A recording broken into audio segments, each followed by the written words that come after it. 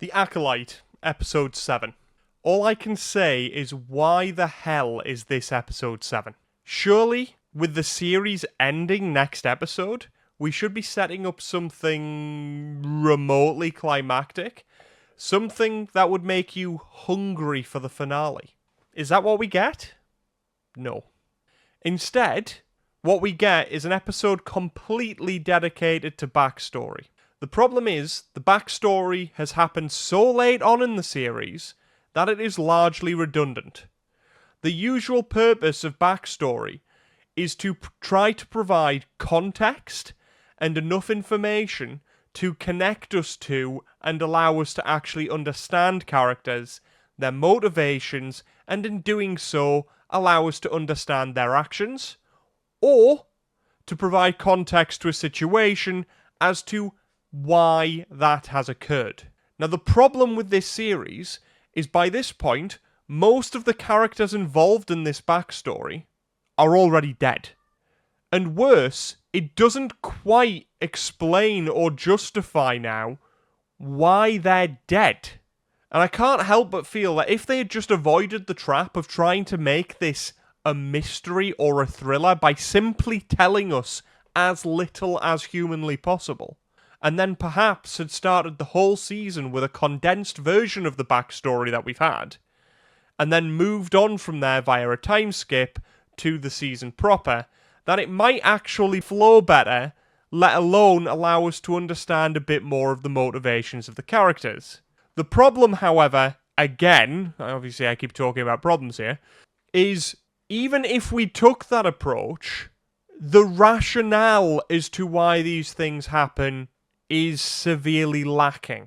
Which would mean that even if we tried to rearrange the order, it would probably still suffer from some fairly significant issues. Now, with Episode 7, we actually only really get Episode 3 Part 2. Something that, even early on in the season, was needlessly stretched out and could have been heavily condensed. And now we revisit, for the most part, the same backstory, just from a separate point of view. Now, if you think about it logically, this is 2 episodes that have been dedicated effectively to the same backstory. Now, at this point, that is 25% of the season's length is spent on story which is set before the actual plotline of the actual story. Now, all of that, as I've already alluded to, could have been condensed into maybe half an episode. Even an episode spent on all of it would have been more than enough, and we would have come away with all of the information that we would have needed to know. But from this episode, what we got was 15 to 20 minutes of content that was just either the exact same or repurposed content from a different angle from Episode 3. So this is a fraction of an episode of new content. Now, this is obviously a recurring theme of my reviews, in that I just can't help but feel that everything is needlessly drawn out by the writers thinking that they're being clever and mysterious. But in reality, the plot is so transparent that most of us have guessed at every turn how the story would go, but then dismissed it because surely it couldn't be that obvious. And then it turned out to be that obvious. Or worse, we tried to think of what they could do that would make the least sense, and then they exceed that expectation. And that obviously is not a good thing.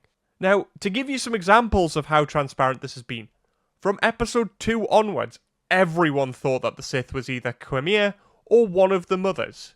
And obviously it did turn out to be Quimir. And now I can't help but think that we're going to find out that his master is the horny mama, which is probably going to be leaked in the next episode. So like I said, everything that we thought from Episode 2 is just coming true, just very, very slowly. Now, if we look at the overarching plot of the series, this is supposed to be set at a time where it is effectively the Jedi's golden age. The age of peace. Where they are literally at the peak of their power before their decline into the prequels, their destruction at the end of the prequels, their resurgence basically at the end of the OT.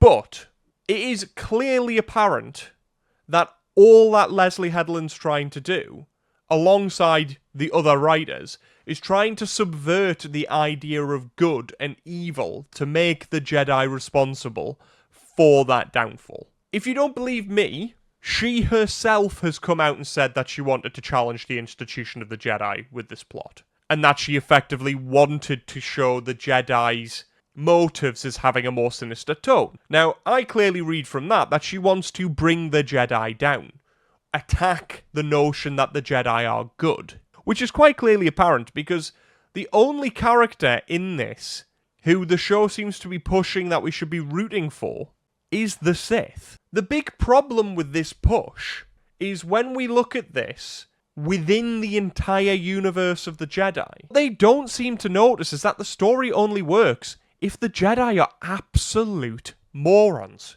What is perhaps even worse than this is that the plot only works if the Jedi don't actually have any of the characteristics that are stereotypical of Jedi, any of the discipline that the Jedi are supposed to learn. It basically turns... To make the story work, you have to turn on its head everything that makes the Jedi who they are and what they become. And this is exactly how the writers have treated the Jedi, because their story makes absolutely no sense if they don't. And the thing that gets me is it is pretty obvious that the writers of this show lack the ability to adequately show the fall of an institution, or at the very least, a believable taint within the Jedi. And this is largely because of who, at least, I believe, the Jedi have always been and the characteristics that they have had. And I do believe it is possible to write a show in such a way that you could blame the Jedi for their own fall. But it would have to be taken more along the lines of the Jedi becoming overconfident and exploiting their hubris rather than trying to reframe everything the Jedi are to make an already substandard plot make sense. Now, you might think that all of this is unfair, but we see many times within this episode that the Jedi are plagued by emotion, including Saul, who at this point is at least a Jedi Knight, if not a Jedi Master. But if he was this emotional, he would never have passed the Jedi trials. Even the Padawan's mini meltdown doesn't make sense, because he would have been a Jedi for many years by this point and been taught to harness his emotions and control them. He wouldn't just throw everything to the wind in a vain attempt to try to get home because he was homesick. Because being homesick in itself displays emotional attachment. And that is the one thing that the Jedi seek to avoid. Because emotional attachments lead to loss. And loss leads to negative emotions, which lead to the dark side of the Force. And this is what I mean by the fundamentals of the show just don't make any sense. Everything actively flies in the face of Jedi teachings that nigh on 50 years of content and understanding of what the Jedi is has been thrown under the headlamp bus so she can tell an absolutely appallingly written story which is more about her life experiences, relationships with her sister, and stuff, than actually having anything to do with Star Wars or trying to represent the Star Wars universe that we've all come to love. And even this backstory, designed to explain why things are the way they are, raises as many questions as it provides answers, if not more. And like so many series that are produced these days, we get to a point where there are more questions than answers, and none of them will ever be answered. But despite all of this contrived writing, I don't think they even succeed in their clearly stated goal. Because as far as I can tell, the Jedi didn't actually really do much wrong at all. Yes, they were a bit impulsive. Yes, they were emotional and clearly not acting like Jedi. But it genuinely seems like all they did was act in self-defense. And the justification for Master Torben feeling so guilty that he murks himself is insanely bad. Because we were all thinking that for him to do that, he had to do something truly horrific. And he doesn't. There's absolutely no justification. It just doesn't make sense. Now, I would love to be able to tell you that this sets up Episode 8 in such a way that they could potentially stick some form of landing that would change opinions. The problem is the series has pretty much crashed and burned by Episode 3, and apart from a tiny blip, it's effectively continued burning throughout.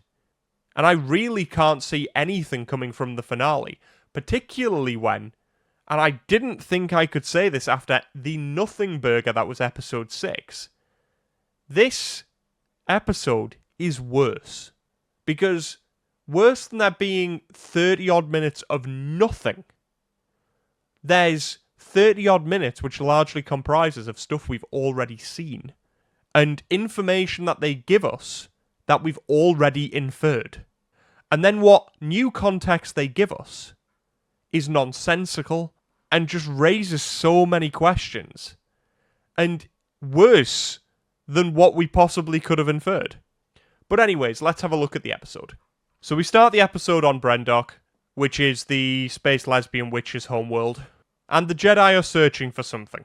They are taking samples, they are using metal detectors for some reason, in order to discover a vergence in the Force. Now, personally, most vergences in the Force have tended to surround people, which is now making me fearful that the two twins are going to be a dyad, despite the fact that there was supposed to be a long-running prophecy about Reylo being a dyad and how that would affect the universe. A dyad is supposed to have been extinct for millennia, so it would be really funny if they just invented a dyad here. So because that doesn't make any sense, it's probably what they will do. But I just thought I'd get that in there. That's my new thoughts. So the other vergences that we've known of, obviously we've got dyads, which are a vergence, and we also have Anakin. But basically, the vergence on this planet is supposed to have created life once again on it, because due to a hyperspace accident, all life on this planet was supposed to be dead. So the Force has somehow repopulated the planet and regrown all of the life on it. And they are trying to find out where the vergence is and why it is. Now, my big problem with this, if you were looking for a hyper-concentrated area of the Force, wouldn't you just use the Force? Rather than taking samples of grass and stone and whatever else they're doing and using metal detectors to try to get it? Is their plan, seriously, to just wander across the entire planet, basically doing this until they find something? Because that's what the show seems to suggest. But at no point does anyone think, hang on, I'll just reach out with the Force and it'll point out where basically there's a higher concentration of the Force and we'll just follow that like crumbs. Quality writing. So having collected their fill of moss, grass and rock, they settle down for the night. Now, in this scene, basically we find out that they've been here for 7 weeks. But within that 7 weeks, no one thought to tell the Padawan why they were actually here. Because he doesn't understand what a vergence is, and given that he was one of the people taking samples, he doesn't even seem to know what he was looking for. Which is highly implausible, because surely he would know why they were there to begin with and not have to have it explained here. But obviously the writers needed to have a way to explain why the Jedi were here. But they decided to tell it in such a way that would make it seem utterly implausible, if not completely retarded. So they wake up the next morning, make their plans for how they're going to split up to continue their search, which again seems really bizarre because the episode started with all 4 of them searching together. If you were trying to cover more ground and had been here for 7 weeks, then realistically each of them should be searching individually and then reconvening at the end of the evening. But that's by the by, because obviously the writers need this to, I guess, make sense. It's just incredibly contrived that they would choose this moment to split up if they weren't splitting up for the previous 7 weeks. But in amongst this, we have Master Sol and Trinity having a little conversation about how to treat a Padawan. Trinity quite coyly says, basically, this is the reason why you haven't got a Padawan yet. Yeah, and that's about it. And then they split up.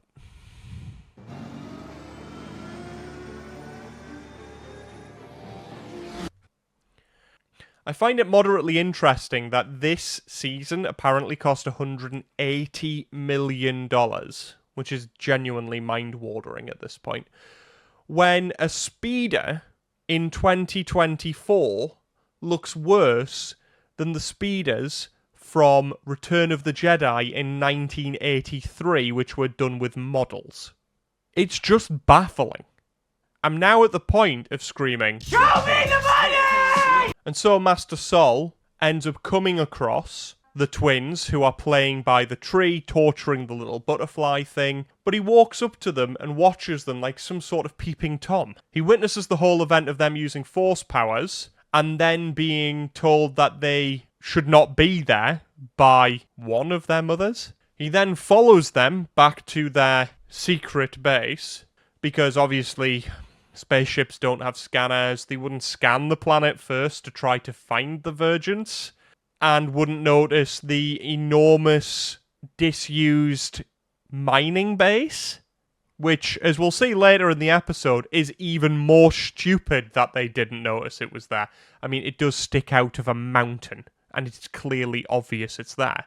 But it's also lit up like a Christmas tree later in the episode as well, so, you know.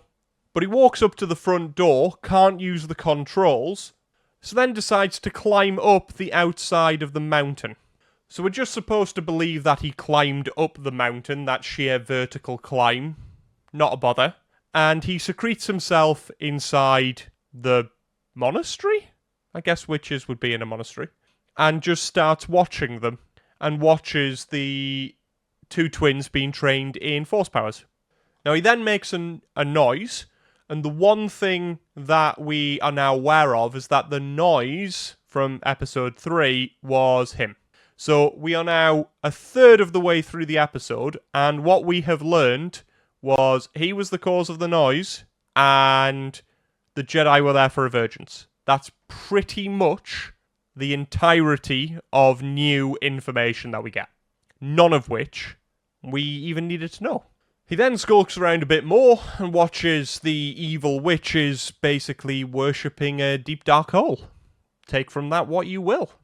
So he takes all this newfangled information back to Trinity and basically starts to infer, somehow, that the girls are in danger. He then also turns around and says that there's some sort of ceremony going on this evening and we should go check.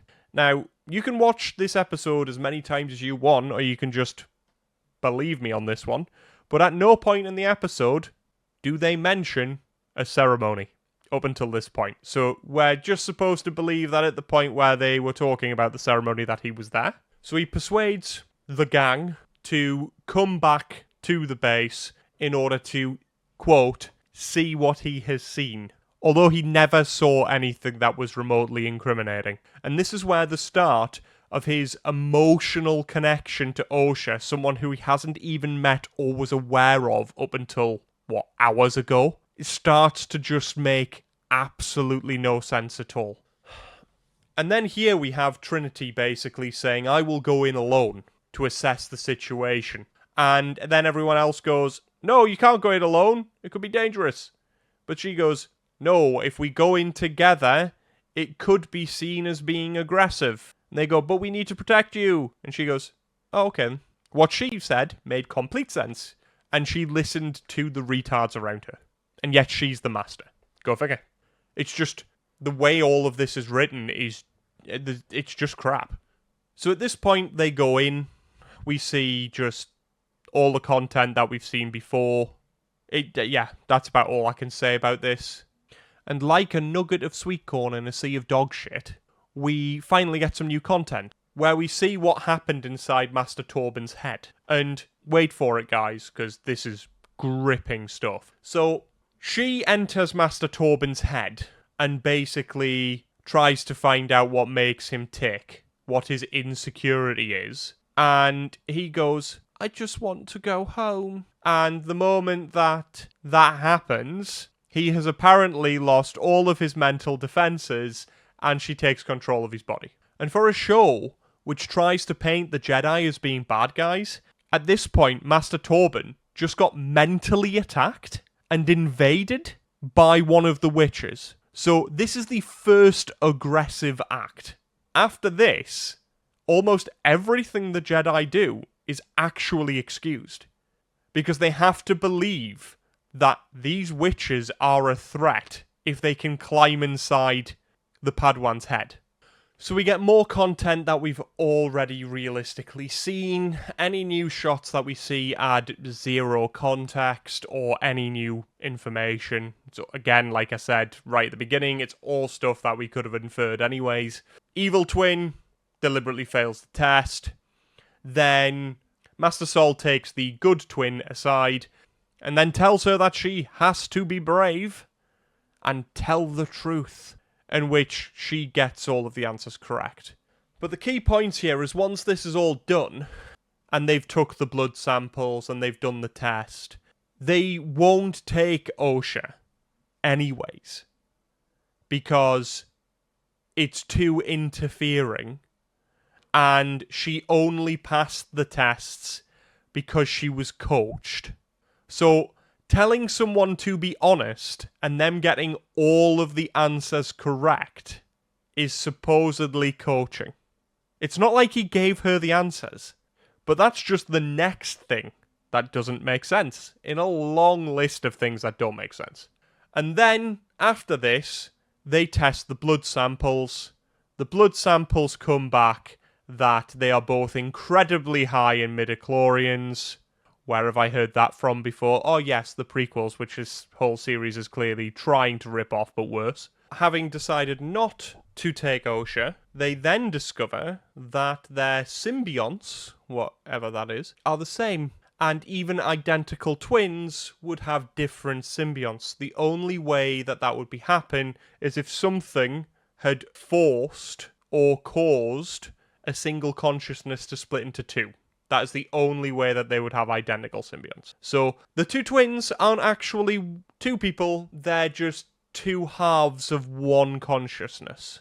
I mean, it could give it more ammunition as meaning that they are a dyad, but either way, they infer that it must be the vergence which has caused this, because it's the only thing powerful enough to cause such a split. Just where we thought that this episode couldn't get more stupid than anything that had come before, it does, because knowing that the vergence might have caused this to be, Torben decides to drive off. Torben decides to drive off to go and, I guess, abduct the twins as evidence of the vergence so that he can go home. Yep, that's right. The whole reason for this series is one Padawan got homesick. I am actually lost for words at how stupid this is. So when he drives off, Master Trinity sends Sol to go fetch him and bring him back. Then, once again, we have the same content again. Then we get a bit of added context where the Horny Mama basically takes May away, tells her to defend herself so she wields the Force, and then goes, good, if you don't want your sister to go, then force her not to, and get angry. And this is where the justification for how the Jedi acted starts to become even more justified, because she is spoiling for a fight, and ultimately is the whole reason why May is the way she is. Once Sol catches up with Torben, they realise that they can't get up the lift, so rather than drag him back, which is the whole reason he was sent here, he then reaches out with the Force and he has a snippet of a conversation between May and Osha, where May says, we're stuck here now, you can't leave. And he infers from that despite the fact that the lift is no longer working, that she's in danger, and then both him and Torben once again climb the mountain. I mean, it hurts my head, but we end up having to witness the whole, I'm going to burn a book and throw it on the floor and smash my lantern and burn down an entire stone fortress. I mean, it's fucking stupid. But it shows the flame basically following the oil or whatever is in the lamp. The problem is, that isn't how accelerants work. Accelerants don't set fire to stone. On a stone surface like that, the accelerant would spread, ignite, burn off, and everything would be fine. But much like in episode 3, we're supposed to believe that this apparently blows up the entire fortress. Because May started a fire. It's just crap. And I can't believe that they thought it would be a brilliant idea to make us watch this again. So the two Jedi climb the mountain, and you've got all the witches there with their blaster arrows, or whatever the hell they are.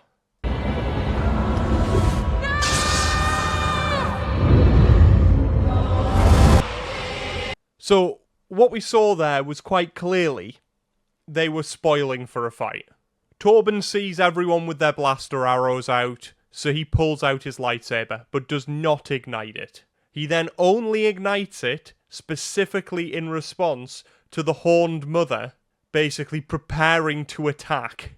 So he ignites it to defend himself. So he did nothing wrong.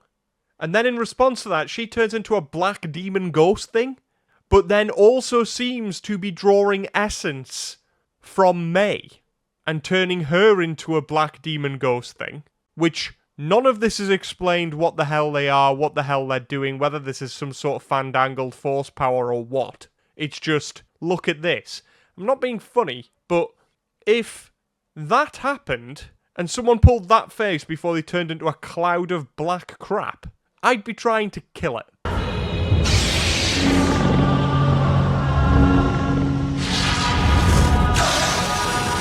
Which is exactly what Saul does. And Saul does it quite clearly because he thought that May was Osha and that Osha was in danger. And this is the act that supposedly ignites this whole storyline into what it is.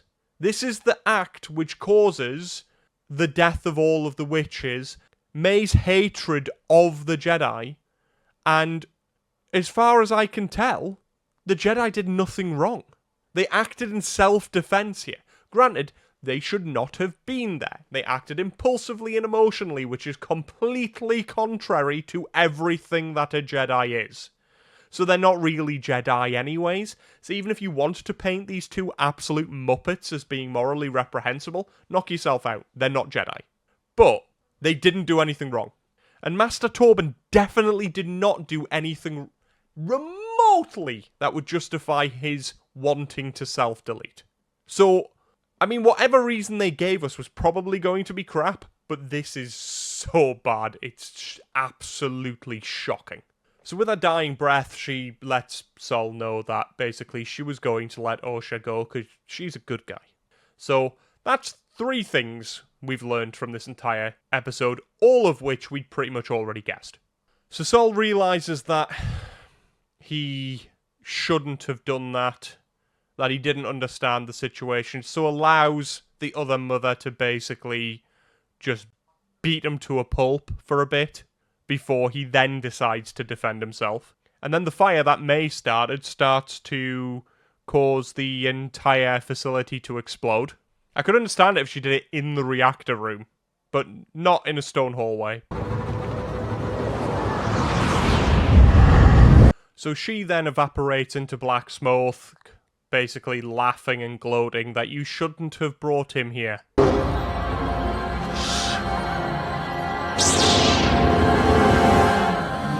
That's right, it's Kelnacker. What I don't understand here is the motivations of the witches to take him. It's suggested that you shouldn't have brought him here, but why? Is it because he's stronger than them, so that they could take control of him? Or is it because he's more susceptible? It's not answered. But surely Torben, the Padawan who knows less about the Force and how to protect himself should still be the easiest person to take control of. But, okay.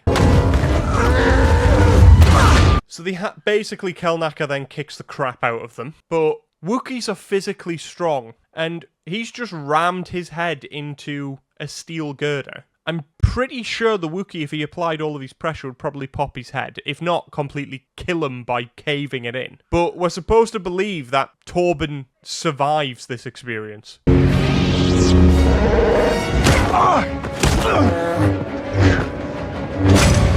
And then again, Master Sol is better in unarmed combat than with a lightsaber. And this doesn't make sense either, because Chewbacca is renowned for basically pulling people's arms off and pulling droids' arms off.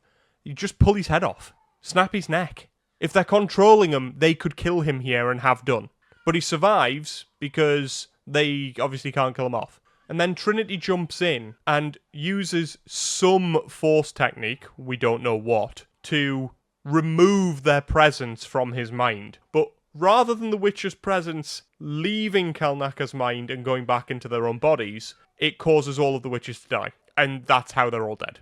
So then, now that that's resolved, Master Sol then runs to try to save the twins and tries to save them both. But rather than hold the twins or pull the twins towards him using the Force, he tries to hold the bridges. And he just does not have the capability of doing that.